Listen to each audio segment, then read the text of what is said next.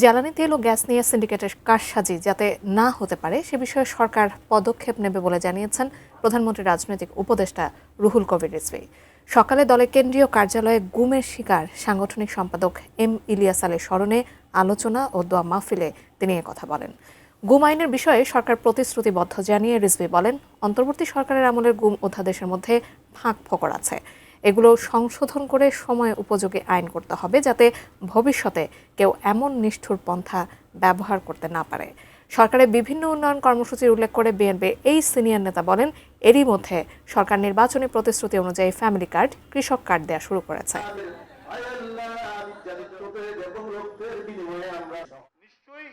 এই গুম অধ্যাদেশের মধ্যে অনেক ফাঁক ফোকর আছে, অনেক ল্যাপসেস আছে, ঘাটতি আছে। এটা পূরণ করে একটা গুমের একটা আইন করা হবে যাতে ভবিষ্যতে কোনো সরকার আসলেও এই নিষ্ঠুর পন্থা, এই অমানবিক পন্থা অবলম্বন করে তার বিরোধী প্রতিপক্ষকে পৃথিবী থেকে, দুনিয়া থেকে অদৃশ্য করার কোনো সুযোগ না পায়। একজন মজলুম পরিবারের সদস্য হিসাবে আমি একজন মানুষের জন্য দোয়ার জন্য আবেদন করব, প্রার্থনার জন্য আবেদন করব। সেই মজলুম মানুষটি হলেন জনাব ইলিয়াস আলী, যিনি সাবেক সংসদ সদস্য ছিলেন, বিএনপির সাংগঠনিক সম্পাদক ছিলেন। বিভিন্ন আন্দোলন সংগ্রামে যে মানুষটি তার জীবনের মূল্যবান সময়টুকু স্বৈরাচার বিরোধী, এরশাদ বিরোধী আন্দোলন থেকে ফ্যাসিবাদ বিরোধী আন্দোলনে নিষ্ঠার সাথে কাজ করে আসছিলেন, দেশের স্বার্থে, দেশের জনগণের স্বার্থে, দলের স্বার্থে, মানুষের ন্যায় বিচার, গণতন্ত্র পুনরুদ্ধার, মানুষের বাক স্বাধীনতা ফিরিয়ে আনবার জন্য বিগত 15-16টি বছর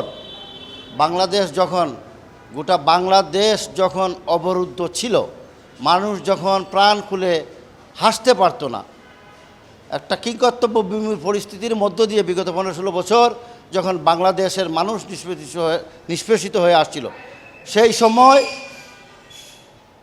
আমাদের মহান নেত্রী বেগম খালেদা জিয়ার আপসীন নেতৃত্বের প্রতি, দেশ এবং দলের প্রতি নিষ্ঠার সাথে যে মানুষটি রুখে দাঁড়িয়েছিলেন ফ্যাসিবাদের বিরুদ্ধে, অন্যায়ের বিরুদ্ধে, তিনি হলেন এম ইলিয়াস আলী। তাকে সম্পূর্ণ অন্যায়ভাবে রাজনৈতিকভাবে মোকাবিলা করতে না পেরে শাসক গোষ্ঠী প্রতিহিংসার শিকার তাকে হতে হয়েছে। তিনি আজ অবধি নিখোঁজ রয়েছেন, তাকে অন্যায়ভাবে গুম করা হয়েছে। সাথে তার গাড়ি চালক আনসার আলী, তাকেও গুম করা হয়েছে, আর অনেককেই গুম করা হয়েছে। আমরা তার পরিবারের সদস্য হিসাবে এবং তার রাজনৈতিক শুভানুধ্যায়ী, তার রাজনৈতিক সতীর্থ, তার প্রিয় সিলেটবাসী, তার দলের প্রতিটি নেতাকর্মী সকলেই তার পথপানে চেয়ে আছেন এবং তাকে খুঁজে বেড়াচ্ছি। আমরা প্রতিটি মুহূর্ত, প্রতিটি ক্ষণ এবং প্রতিটি নিঃশ্বাস আমরা খুঁজে বেড়াচ্ছি ইলিয়াস আলীকে। তার ফিরে আসবার প্রতীক্ষার প্রহর গুনছি।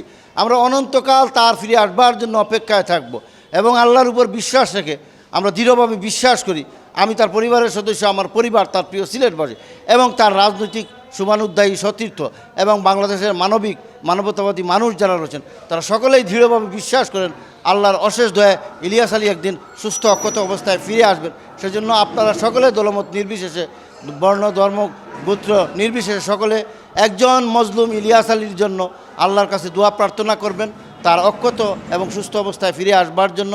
এবং আমরা বিশ্বাস করি আপনাদের দোয়া ভালোবাসায় ইলিয়াস আলী একদিন ফিরে আসবেন। এই জন্য আপনাদের সকলের কাছে আমরা তার পরিবারের সদস্য হিসেবে দোয়া প্রার্থনার আবেদন করলাম। আমি আর দীর্ঘায়িত করব না, সবার কাছে আবারও ইলিয়াস আলীর জন্য দোয়া চেয়ে আমি শেষ করছি। এবং আমাদের মহান নেতা জনাব তারেক রহমান, বর্তমান প্রধানমন্ত্রী, যিনি বাংলাদেশকে একটা বৈষম্যহীন, একটা ন্যায়, সৌহার্দ্য, সম্প্রীতি, একটা মানবিক বাংলাদেশ গড়বার জন্য নিরলস পরিশ্রম করে যাচ্ছেন। যেই বৈষম্যহীন সমাজ ব্যবস্থা, রাষ্ট্র ব্যবস্থা গড়বার জন্য ইলিয়াস আলী সেদিন ফ্যাসিবাদের বিরুদ্ধে রুখে দাঁড়িয়েছিলেন, সেই বাংলাদেশ গড়বার জন্য জনাব তারেক রহমান কাজ করে যাচ্ছেন। তাই তারেক রহমানের নেতৃত্বে আগামীতে বাংলাদেশে একটা শান্তির, ন্যায় বিচার এবং মানবিক বাংলাদেশ প্রতিষ্ঠিত হবে।